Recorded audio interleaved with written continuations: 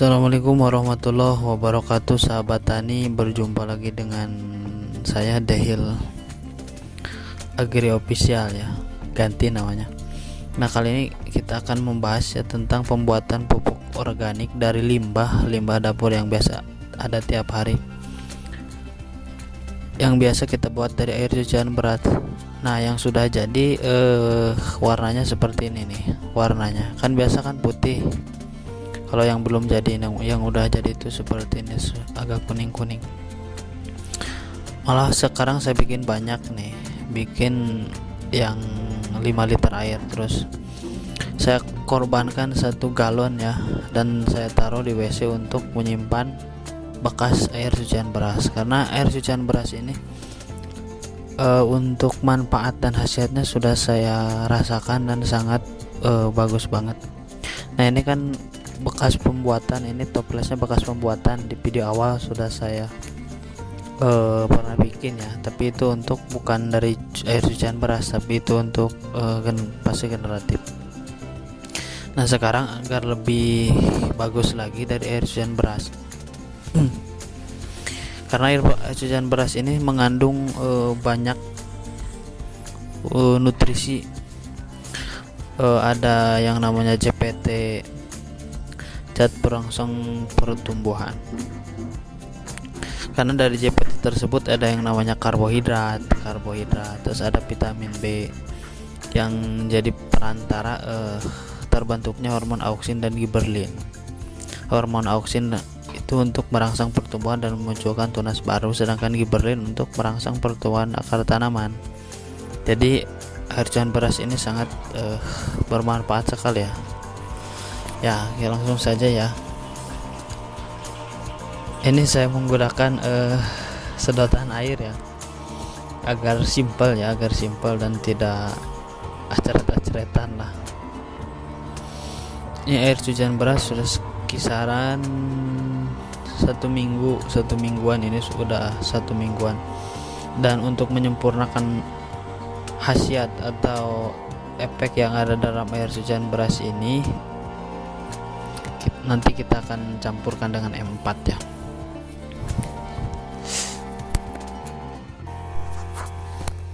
Banyak ya manfaat air cucian beras itu kan, dapat meningkatkan pertumbuhan. Nah, ini bedanya ya, kalau yang belum jadi itu masih putih, dan yang udah jadi seperti ini agak kuning-kuning mas. Nanti akan agak hitam-hitam lah. Dalam air cucian beras ini kan ada yang namanya hamir atau fosfor, tuh kan, beda banget ininya. Satu lagi sama kita isi nih. Jadi simpel ya sahabat. Juga air cucian beras ini kan dapat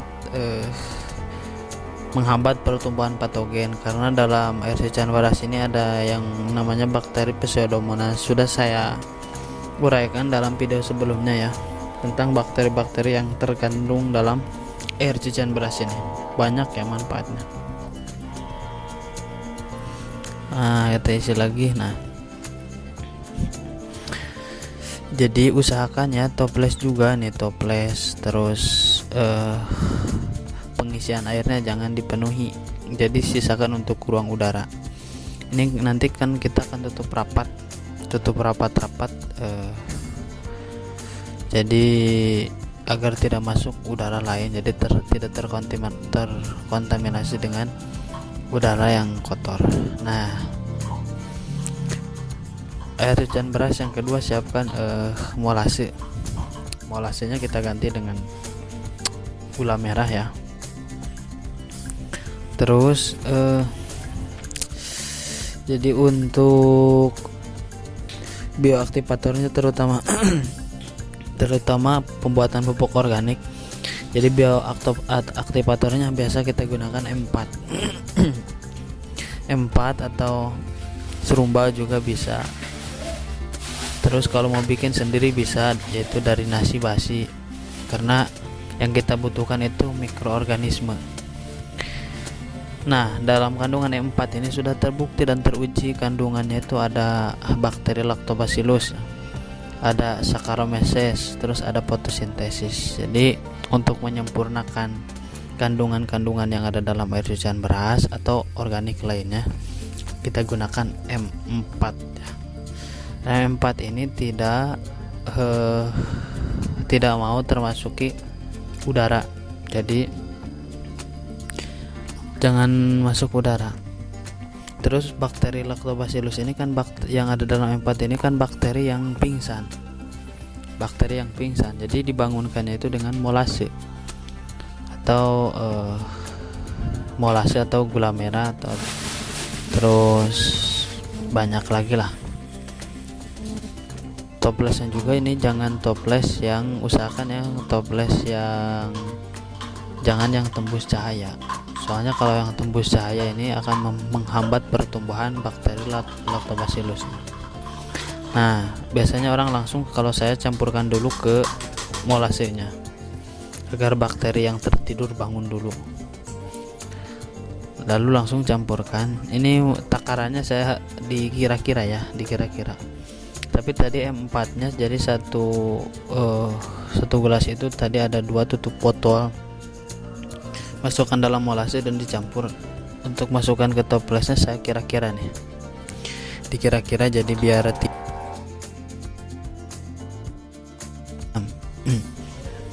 kasihan nih bakterinya, takut ada yang tertinggal di gelas. Lalu kita aduk-adukkan. Ini hampir sama ya pembuatannya dengan pembuatan organik yang sebelumnya. Yang sebelumnya kan bisa saya menggunakan telur atau MSG, itu kan sama banyak. Nah, ini juga bisa digunakan ya pupuk organik ini untuk fase vegetatif dan generatif. Tapi saya sarankan untuk fase vegetatif. Kalau untuk fase generatif bisa ditambah dengan zat lain. Tuh. Jadi dalam ini itu tidak dipenuhi. Ini yang sudah juga. Terus perbedaannya yang udah jadi itu ada kayak busa ya, kayak busa. Kalau bahasa Sundanya budah tuh, kayak busa dan budah. Kalau yang belum jadi itu kan belum ada apa-apa tuh, yang belum jadi itu sama kayak yang ada dalam M4 juga. Kita bisa dilihat dalamnya itu ngebudah ya, ngebudah kalau dalam bahasa Sunda itu. Jadi ini untuk yang saya bikin ini untuk fase vegetatif, seperti yang saya kutip dalam penelitian atau jurnal penelitian Supriyatno ya. Jadi bagus untuk masa vegetatif. Bagaimana untuk fase generatif? Bisa juga. Nah, langsung saja ya, tutup aja dulu. Untuk fase generatif juga bisa.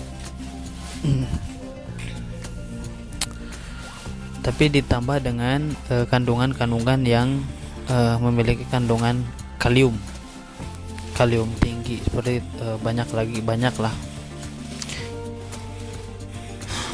Terus kita tutup lagi nih ya, tutup dalamnya itu saya gunakan plastik pakai karet dan tutup lagi agar tidak masuk udara.